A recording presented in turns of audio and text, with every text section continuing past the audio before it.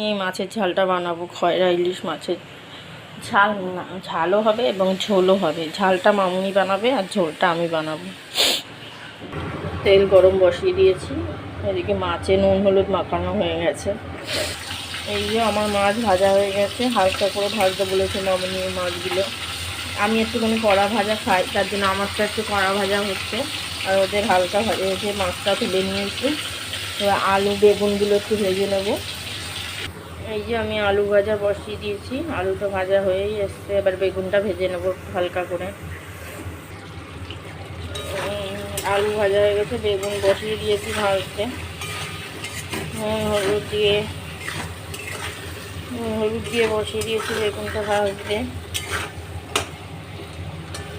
ভালো করে ভাজা হলেই জল ঢেলে দেবো। এবার আমি জলটা ঢেলে দিচ্ছি।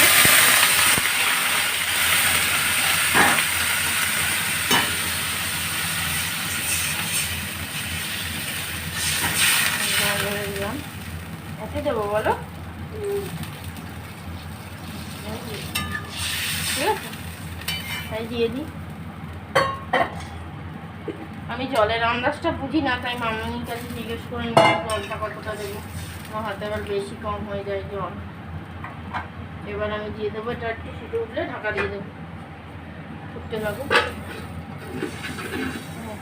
বেগুন আলু সেদ্ধ হয়ে গেছে, মাছগুলো দিয়ে দিলাম। ফ্যান করছে, নিয়ে দিয়েছি। মাছগুলো দিয়ে দিই। মাছগুলো একদম হালকা যেরম যেরম বলেছো সেরম সেরম মাপে ভেজেছি, বুঝেছো?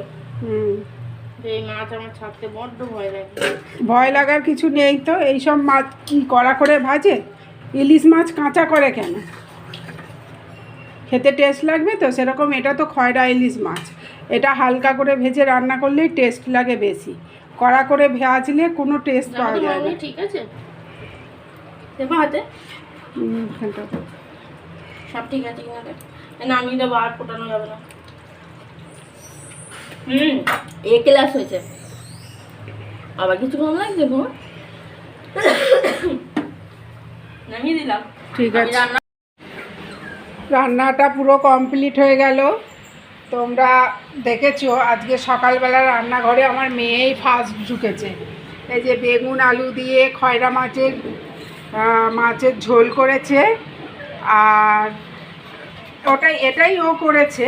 তারপরে আমি এসে একটু পটল ভাজলাম, ওর বাবার জন্য একটু মাছের ঝাল করলাম, আমি এইসবগুলো করলাম।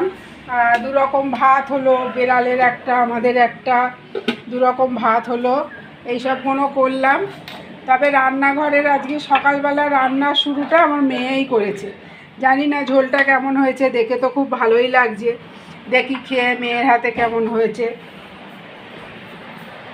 এদিকে আমি বেড়ালদের ভাতটা খুব গরম বলে ঠান্ডা করতে দিয়েছি। বেড়ালদের ভাত, বেড়ালদের মাছ, দেখেছো সবাই একে একে চলে এসেছে, সব ঘুরঘুর করছে পায়ের কাছে খাবে বলে। দেখো, দেবো ওদের একদম মানে বাধা ধরা টাইম। দেবো, খেতে দেবো, দাঁড়া ভাতটা ঠান্ডা হোক, খেতে দেবো। তাহলে চলো, আমাদের তো এখনও চান টান, ওর বাবা এখনও চান ফান করেনি, তা আগে আমি বিড়ালদের খেতেই দিয়ে দিই আগে। ওরা সবাই বসে আছে খাওয়ার জন্য। মাছটা ফ্রিজে রেখেছিলাম তো, মাছটা জমে গেছে। গরম ভাত দিয়ে এরম করে দিলে আবার মাছটা হয়ে যাবে ঠিক। আমরা মাছ খাই আর না খাই, আমার বেড়ালদের জন্যে মাছ আমার ঘরে একদম জোগাড়। এইটা প্রায় কেজিখানিক মাছ ছিল, 2 দিন 3 দিন না 4 দিন হলো। আবার ঘরে ওদের জন্যে মাছ এনে রেডি করা আছে। এই মাছটা শেষ হলে আবার ওই মাছ করে দেবো। তাহলে চলো ওদেরকে খেতে টেতে দিয়ে দিই। চলো, অনেকটা রাত হলোই। দেখি দুপুরবেলা তো মেয়ে বেগুন আলু দিয়ে মাছের ঝোল খাইয়েছে, এখন রাত্রিবেলা কি খাওয়ানো হয় না হয়।